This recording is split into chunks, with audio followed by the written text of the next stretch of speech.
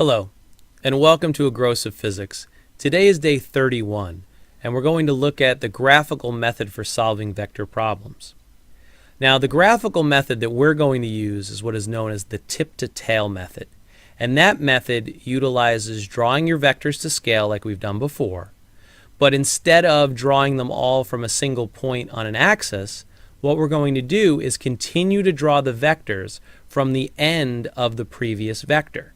So, the reason it's called the tip-to-tail method is that the tip of vector 1 will be at the tail of vector 2. So what you're going to do is continue to draw vectors from the very beginning of the problem and in a string. So continue to draw the vectors vector 1, and then vector 2 goes at the end of vector 1, vector 3 goes at the end of vector 2, vector 4 goes at the end of vector 3, etc. Now, you may be wondering why I've asked you to put a dot at the beginning of the problem. Well, the dot is going to represent where we started the problem, and that's going to be where we draw our resultant. So, we can continue to draw the vectors until we run out of vectors. Well, then we're going to need to know the answer to the vector problem. What is the resultant? And the way we do that is by taking our ruler and connecting the dot to that final vector. So the resultant goes from the beginning of the problem to the very end. Many physics students have difficulty with this concept because they're drawing vectors tip to tail all the time. They want to continue to draw the last vector back to the beginning. But the way the resultant works is it's from the beginning to the end point. That final vector is your goal, is your destination. So what you need to do is reset the problem and then draw your resultant from the very beginning to the very end. Now that becomes something that's easier as you continue to draw vector problems, and will get easier with practice. Now, a number of examples for this will be drawing vector A, and then at the end of A we'll draw vector B, and at the end of B we'll draw vector C, and then the resultant is from the very beginning of the problem till the end. With the dot drawn on the first vector, we'll find that it's easier to find the beginning of the problem. If we have two vectors, it's not too hard because we're not going to get lost. But if we have 3 or 4 or 5 vectors, it'll be more important to put them in a location that's easier to deal with so we know where the problem started. Where is the origin? Now, one question may come up as to, does it matter what order we add vectors in? And the answer to that is that vectors can be added in any order. Vector A plus B will be the same as vector B plus A. If we had 3 vectors, A plus B plus C would equal C plus B plus A. And you can combine them in any order that seems appropriate. Now, in reality, the object may not have moved in any particular order. It had a specific order. If you went on a hike, you went a specific order in terms of your different vectors. However, finding the answer doesn't have to have them added up in any particular order. So the answer to a vector problem can be found no matter what order you add the vectors. Just like in math class you have the commutative property of addition, the same thing applies here. We have the commutative property of vector addition. That being said, what you'll find is that sometimes it's easier to draw a vector in out of order as opposed to in a particular order. You might have 2 vectors that point in the same direction. You might have 2 vectors that are in the same quadrant, so it might be easier for you to draw them. One thing to note, not every vector problem will produce a pretty picture. You're not always going to have a geometric shape that's recognizable. You're not always going to have a situation where the vectors are all independent and all drawn in separate parts of the page. It's even possible for you to draw vectors that cross one another. And if someone was lost in the desert or lost in the forest, they may retrace their steps. So it's possible to have displacements that go on top of one another. It's not wrong, it just may not look aesthetically pleasing to the eye. So if you want a vector problem that looks better, you may want to add them in a different order so that it looks better to you. Needless to say, there's many paths to victory here. We can get to the end point in the same manner using different orders. So if one person adds A plus B plus C, and another person adds C plus B plus A, they should still get the same resultant. We have to add the vectors together using the tip to tail method. Go back to the very beginning of the problem where the dot was and connect the dot to the endpoint, and the endpoint will give us the resultant. Now, the range of our answers is something that we should keep in mind, and that's something that we should always worry about. Does our answer make sense? And if we have a set of vectors, let's say we have two vectors, the answer can be anywhere between the sum of the two vectors and the difference of the two vectors. For example, let's say we have vectors of 5 and 7, and maybe they go east and maybe they go west. The point is, we don't necessarily need to know the directions for figuring out the range. Because if we have 5 and 7, the biggest number we can get with 5 and 7 is 12. And the only way we're going to get 12 is if those two vectors point in the same direction. The smallest answer we can get with those two vectors would be 2. 7 minus 5 is 2. And that would only be if the vectors point in the opposite direction. So what you should do is, if you have a problem where you have two vectors, you should add them together. And that answer is as big as an answer you can have. And then you should subtract those answers, or those vectors. And that's the smallest answer you have. Does your answer fit between those two numbers? So if I had 7 meters at an angle of 20 degrees west of south, and I had 5 meters at a, east, well, is my answer somewhere between 2 and 12? If it's not, I did something wrong. Just like if we're finding the mass of the Earth and we get 7 kilograms, we did something wrong. If we get 7 kilometers, we definitely did something wrong for mass. But it's important for us to realize, does our answer make sense? Too many students blindly put whatever their calculator tells them, and they don't even think about whether or not that answer is even within the realm of possibility. So it's good to know what the biggest and smallest possible answers are, and then realize that our answer should be somewhere within that range. That's a classic question that's asked on many assessments. Is this answer possible? And they'll give you two vectors and give you a couple of different possibilities for an answer. And the only answer that would make sense is some answer that is in between the min and max of the two. Now, when we're drawing our tip-to-tail method, we need to draw our second vector with the same coordinate axis. We can't just draw a new axis that points in a different direction. So this becomes one of the toughest parts of drawing two-dimensional vectors. We already know how to draw a 2D vector. Now we need to know how to draw the second vector from the first. If it's along an axis, that's easy. Measure 90 degrees and draw the next line. So if you go east then north, after I draw the east vector, I would put my protractor along the east. I would probably put it frown, so it's frowny face, so it points down. And I would measure 90 degrees and draw a line north 90 degrees. So I draw it up 90 degrees. Make sure that we have a perpendicular line in between.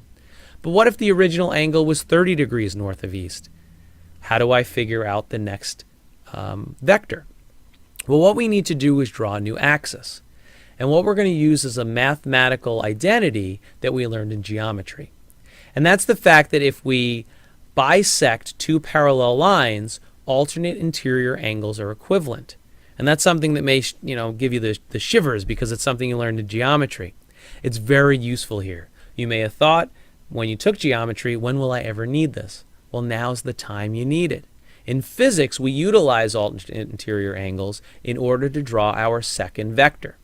So if we measured 30 degrees north of east and we held the protractor frown, we would flip the protractor 180 degrees and then line up the origin of the protractor with the point of the end of the first vector. Then what we're going to do is measure 30 degrees on the protractor and then draw our axis. Well, if we do that correctly, we know that the axis that we drew is parallel from the original axis that we drew. So the two axes are parallel, and the line that we drew is alternate interior angles are equivalent. So we have the 30 and the 30. It sounds harder than it is. And what I'm going to do is show you an example of that in a few moments. The example always involves flipping the protractor 180 degrees.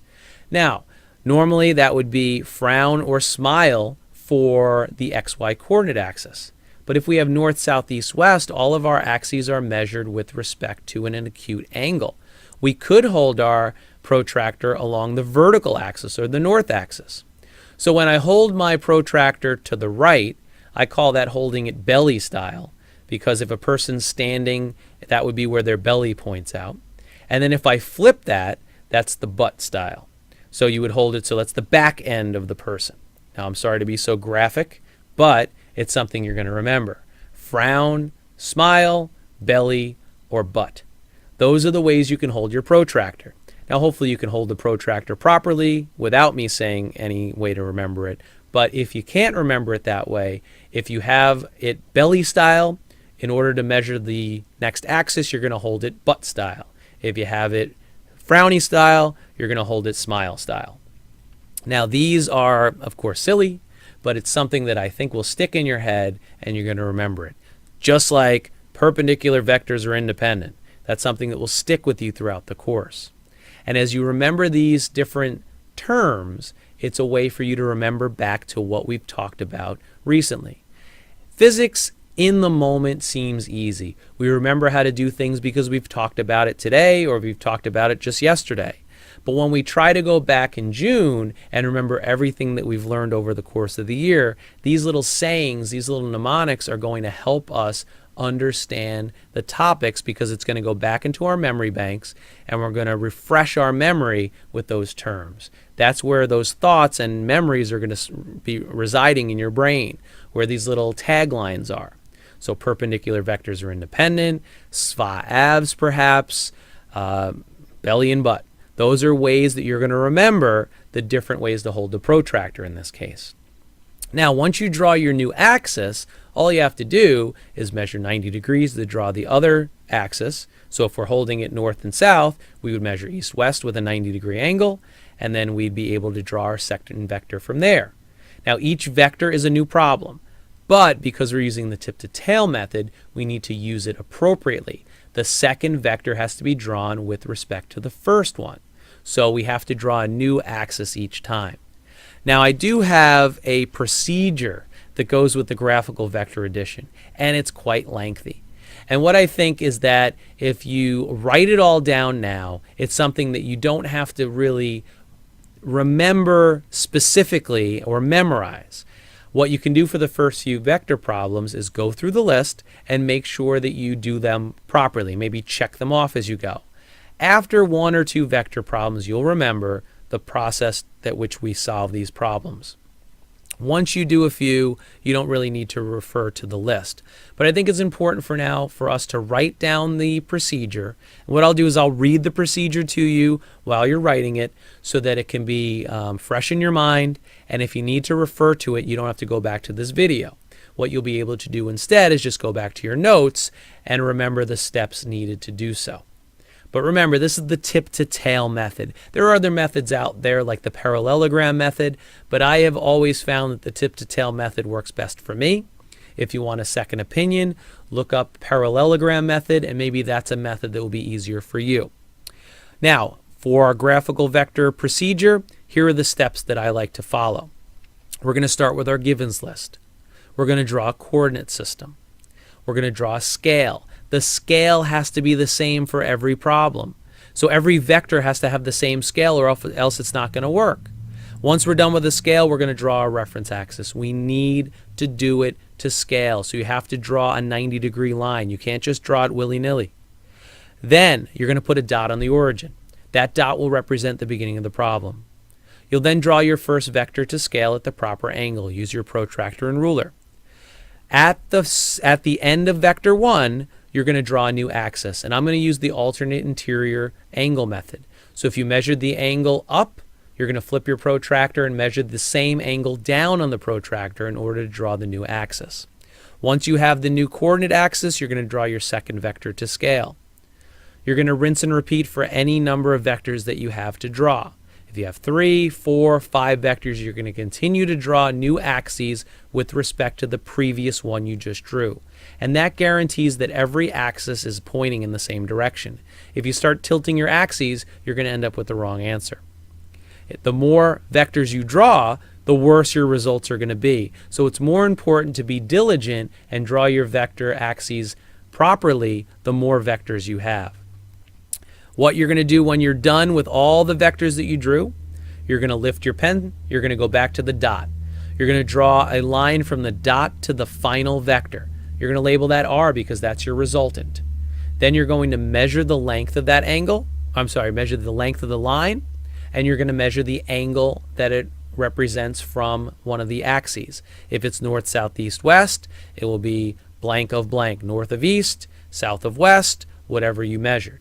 If it's 0 to 360, you want to make sure that you go from 0. You don't want to use an acute angle in quadrant 2 if you're going from 0 to 180. You have to make sure that if you're in quadrant 2, it's 90 to 180, quadrant 3, 181 to 270, or quadrant 4, it's 271 to 360. So you want to make sure your answer is in the appropriate quadrant. If it's north, south, east, west, that should be apparent by what you write blank of blank. Now finally, you're going to convert your answer back to your original units. If you have a resultant in meters per second or kilometers, you're going to want to convert your centimeters into meters per second or kilometers. And then finally, what you're going to do is write your full resultant out with your magnitude, your unit, and then your direction with the either 0 to 360 for the XY coordinate system or blank of blank for north, south, east, west. A very cumbersome procedure, yes. However, as you draw more vectors, you'll refer to it less and less, and you'll be able to eliminate the security blanket. But for the first two, you're going to want to make sure that you follow the steps in order. You're developing your own problem-solving skills, and you're going to develop your own procedure for coming up with solving vector problems by hand. So when you draw vector problems, this is a good guideline, but it doesn't have to be the definitive word on drawing vector problems. Let's do some practice problems together. Good luck. It's going to be a tough run, but the more you practice, the better you'll become.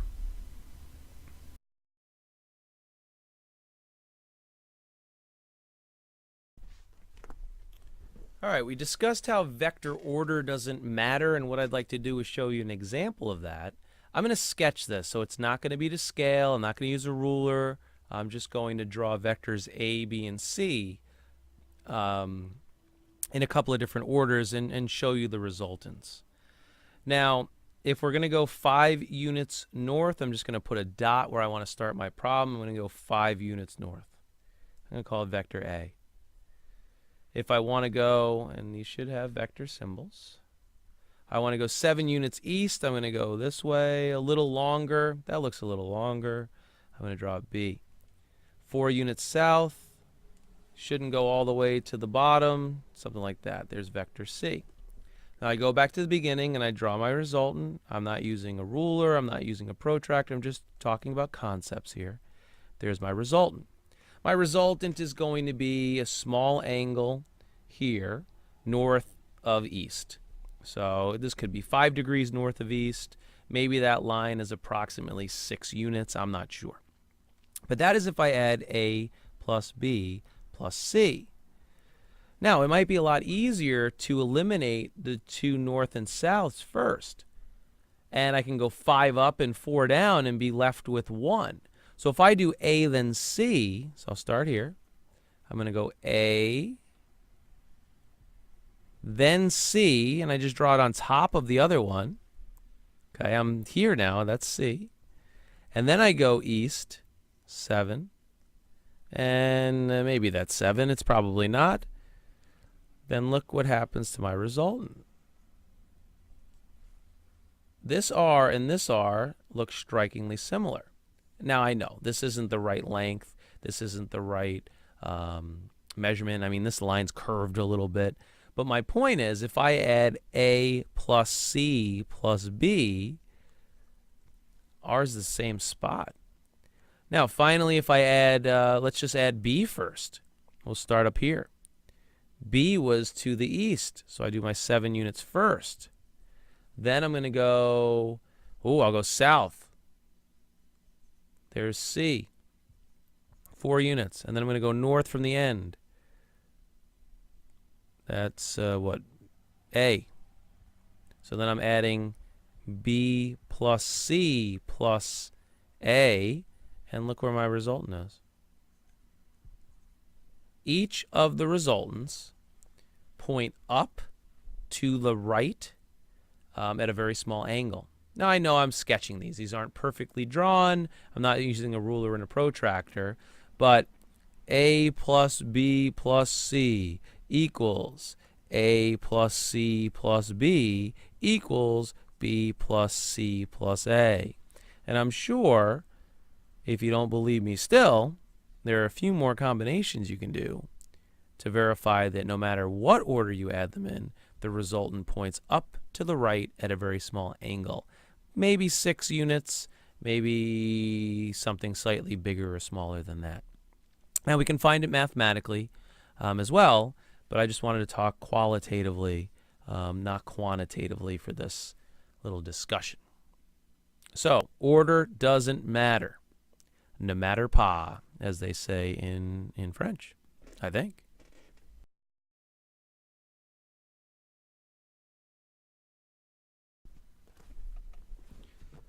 Now, I think one of the hardest things to explain without showing is the alternate interior angle method of measuring your second axis.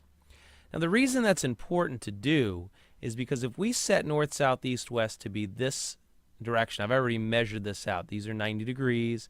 I put my first line, I measured 90 with my protractor, and then I drew my second axis, so I did that there. What's important is that the next axis isn't tilted. If this is north, south, east, and west, well, this is a totally different world. It's a different standard, and we don't necessarily have the same north, south, east, west structure. So it's important that the axes are all lined up because we've measured everything else to scale. Now, if I measure up to 20 degrees, now the way I'm going to do this, I'm holding it along the east axis, and I'm going up to 20, putting a dot. And I'm going to measure a 5 centimeter line. Now, 5 centimeters is going to be a little small for this scale, so let me just measure it 5 units like this. I'm going to measure it to here. Because this is not about getting the answer for the problem, it's about the alternate interior angle method. So, let's just say that that's 5, I'll just say 1 unit. Kind of made up whatever that unit is. And this happens to be 20 degrees. Well, in math class, we learned that alternate interior angles are equal if a line bisects 2 parallel lines. And the 2 parallel lines are going to be the east-west axes. So what I want to do is actually create 20 degrees here. But normally we measure the 20 degrees from a line. Here, we're going to take our original protractor and we're going to flip it 180 degrees. So this was frowny. We make it a smile. And we're going to line up the origin of the protractor with the line. Then we're going to line up the 20 degrees. So we kind of work backwards. Normally we use a protractor to do the angle measurement with respect to the line that we start with. Here we're going to draw a line based on the angle measurement. So here's all that happened. I took my 20 degrees, I flipped it 180, I lined up the 20, and then I drew the axis. Now all it has to do is I have to reline up this with the XY, and this is going to be my origin for my new axis here. I'm going to measure 90, and I'm going to draw a new line. Now I seem to have lost my ruler, but this straight edge will do. Draw it like that. Now this axis and this axis, the north's, this axis, the west and east, and this axis, the west and east, should be parallel now. And that's why I'm using a pencil, because I can make that switch. These were not perfectly aligned when we started, but should be now that we drew them. And it's important that you do this diligently. Of course, I'm at an angle already, so I'm pretty sure this is not perfectly lined up. I'm also using the dry erase, so I'm making the marks on each piece of paper. But it's important that if you have these two angles be the same, then you guarantee that this and this axis are equivalent. Of course, I drew enough lines over this that I'm sure they're not anymore. But that's how the method works. And if you're using a pencil, it should be easy to do.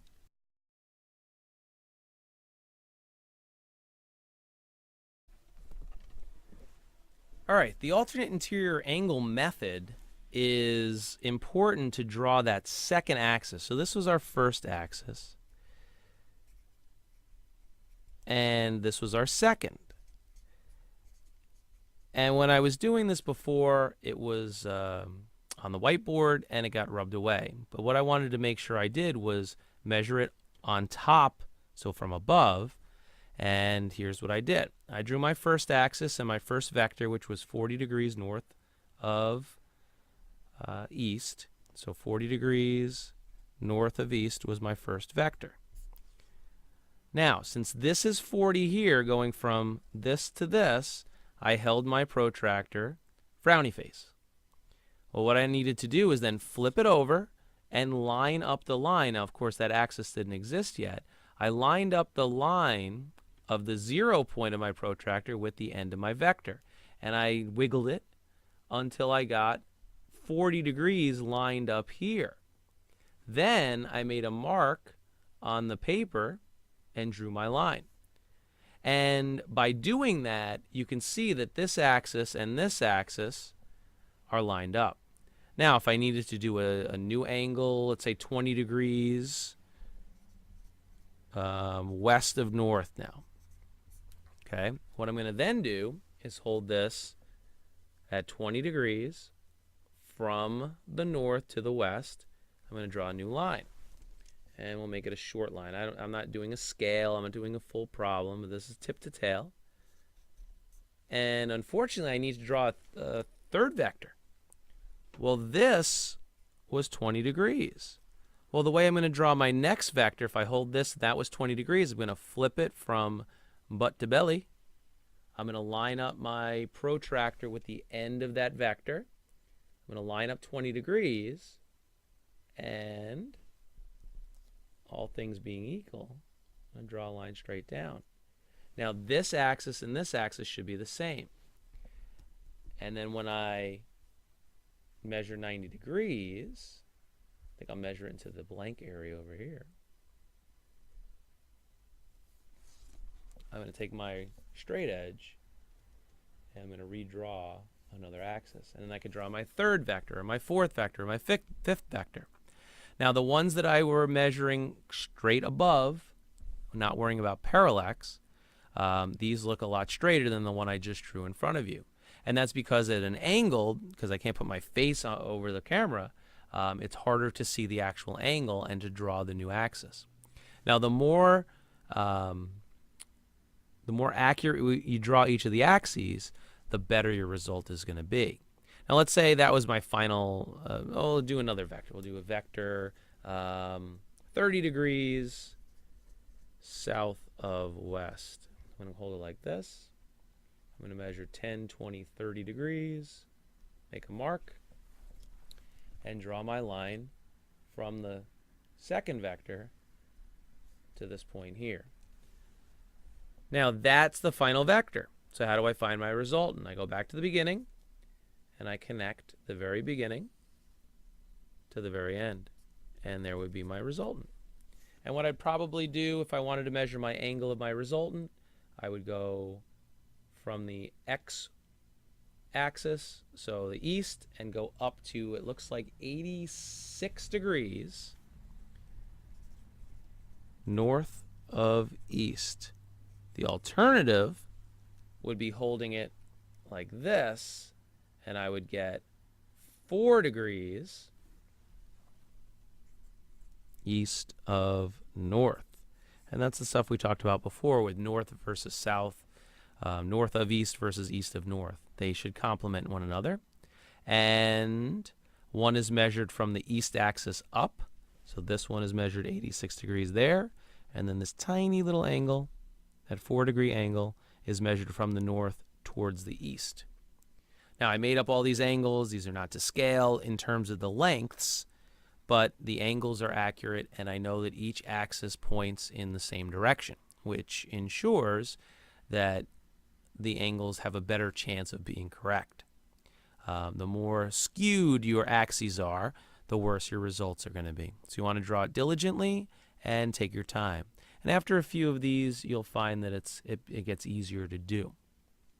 So that's the alternate interior angle method, and a little bit of tip to tail as well. Thanks.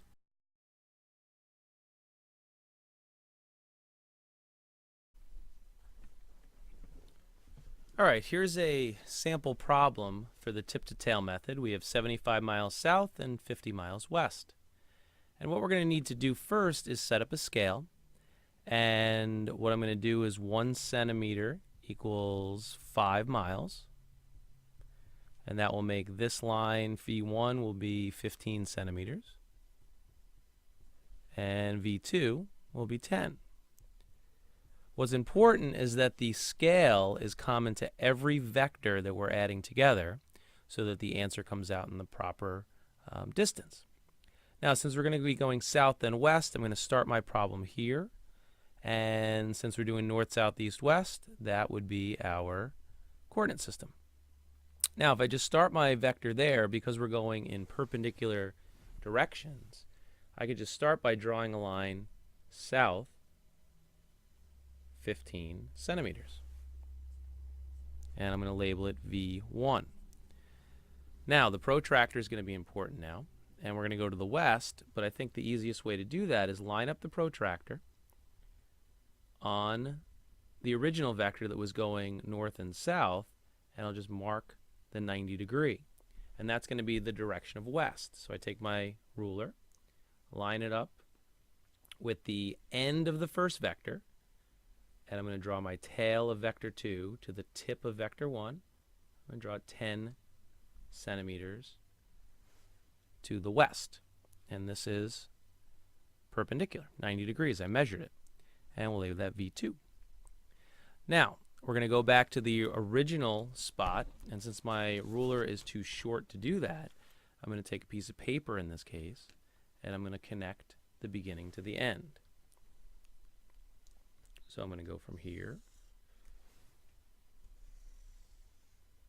to the final spot that I ended up and draw my arrow to represent my resultant. And I need to measure this angle where the dot is. Always measure the angle to the dot and the length of the line. Now, measuring the length of the line, I'm going to have to do in 2 pieces because of my ruler. I stop at 15 here, and then I'm going to pick that up again. And 15 plus 3. So it's 18 centimeters long. And then I need to measure my angle. And since my angle is along the south, I'm going to hold my protractor along the southern axis, and I'm going to go to the west. And from the looks of things, it looks like it's 34 degrees. So I'm going to write 34 degrees here. Now, we have all the pieces. We need to put it back together. Now, 18 centimeters is not the length because we were in miles, and it's an 18 centimeters converted back to miles. 1 centimeter, 5 miles. I have to multiply 18 times 5. Now, I'm going to use the calculator. I could do that in my head, but I'm just going to make sure. And we get 90 miles at 34 degrees. And we started at the south and turned to the west. West of south. So my full answer is 90 miles at 34 degrees west of south. Now, those of us who are enamored with trigonometry look at this and just want to immediately do the Pythagorean theorem. And in the next section, we're going to do that. But for now, we're going to stick to a drawing method. You can verify it using a squared plus b squared equals c squared and do inverse tangent if you'd like. But for the tip to tail method, this will be our final answer. And it may not exactly match the value that we would get with trigonometry. But remember, when you're doing vectors by hand, graphically, there is a little bit of leeway. You have a range of answers that could be correct. You might have 90 miles plus or minus 5 miles either way, so 95 down to 85. And it depends on the problem. But this is how you would solve 75 miles south and 50 miles west using the tip-to-tail method.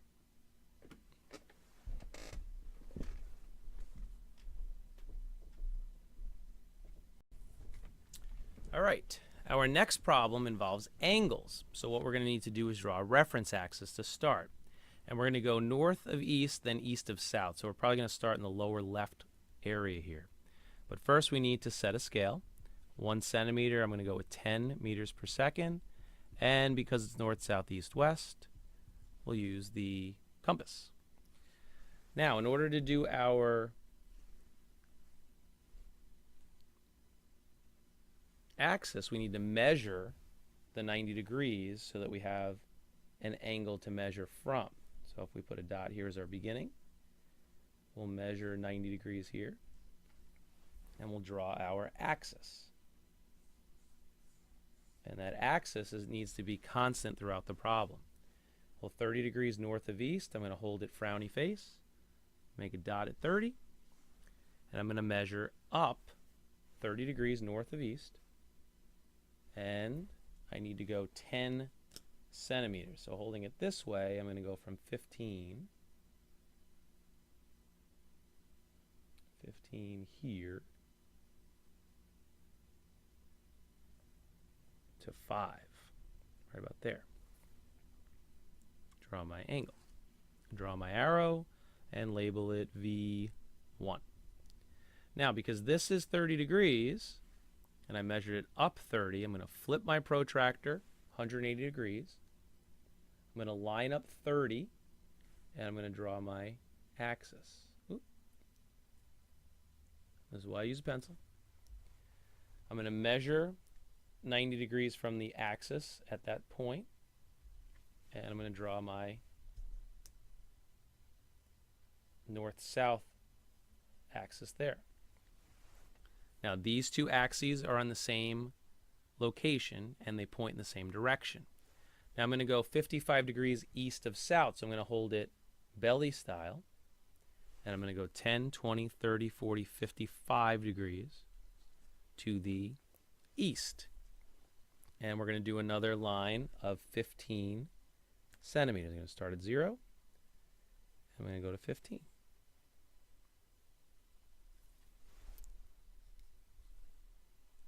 Now, go back to the very beginning, and I'll use the piece of paper because my ruler is not long enough. I'm going to connect the two endpoints. To draw the lines, you just need a straight edge. You don't need a ruler, but typically we'll have the ruler available that's a little longer than this. Now, this was V2, and this was R. Now, to measure R, I'm going to go downward because you have to go back to the beginning of the problem. I'm going to line it up here, and it looks like I'm at, with the thick line I have, I'm at 11 degrees. So this angle here, 11 degrees, and I'm always measuring from an axis. And the length of the line, I'll have to do it in two pieces again. I'm going to start at 0, measure to 15, make a mark, and then measure my next section from 0 to 6.5.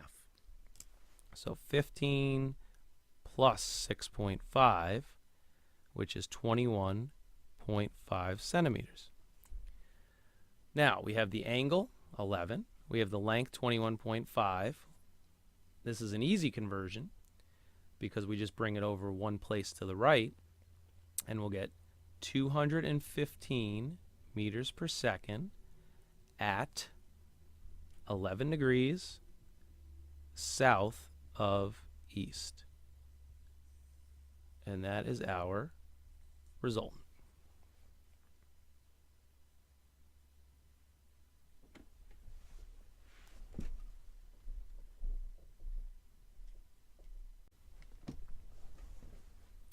All right, we have another problem 35 miles per hour at 135 degrees and 65 miles per hour at 225 degrees. So our coordinate system is defined as xy, and I'll do 1 centimeter is 5 miles per hour. That will make the 35 mile per hour a 7 centimeter line, and the 65 will be a 13 centimeter line. Now I'm going in the second quadrant first, then the third quadrant. So I'm going up, then down. So I'm going to start my problem in the lower right side. And I need to measure the first axis by using the protractor. And I'll just measure down here. I'll do my dot, beginning of the problem. Measure 90. And draw my axis to line up the dot that I drew. So I'm ensuring that this is perpendicular. Now 135, I could just hold it frowny face and go from 0 to 135, which is directly on the protractor. Make a dot and draw a 7 centimeter line. I'm just going to line it up with 7 and draw the line there. Now the problem is, if this is 135, I'm not going to be able to do the alternate interior angle method because I need an acute angle. And what I'm going to do is use this component. So if we do 180 minus 135, we'll get a 45 degree angle. So if this was 45 measuring up, I could flip my protractor, flip it like that. So I was frowning, now I'm smiling. I line up 45, like that. I'll draw my axis. Then I'll measure 90 degrees, make a dot, and draw a line connecting the new axis, like that. Now 225 is going to be in this third quadrant, and if I do 225 minus 180, I can measure, once again, a 45 degree angle down into the third quadrant. So 10, 20, 30, 45, make a dot, and I'll measure a 13 centimeter line, which I need the centimeter side. I'm going to measure 13 centimeters down at this angle, right there. I label V1, I label V2. I go back to the beginning and I connect the endpoints, and fortunately this one fits, so I can go from the beginning to the end. And there's my resultant. Now the length of the resultant starts here and ends at 14.5 centimeters. And this little angle here, if I use my protractor, is approximately, let's say 18 degrees. So 18 degrees. Now 14.5 needs to be converted. So 14.5 times 5 is 72.5 miles per hour at, now it's 18 degrees, and if we start at 0 and wrap around all the way to here, 18 degrees, that's 180 plus 18. And I probably didn't need the calculator, but it's 198. And it's just 198 degrees. And that's our final answer for this vector problem. So all you have to do is accommodate the coordinate system that you have. If this were north, south, east, west, it would be 18 degrees south of west. But since we started with the xy, we have to end with the xy. You cannot add north, south, east, west if all you started with was the xy coordinate system. So there's our third sample problem.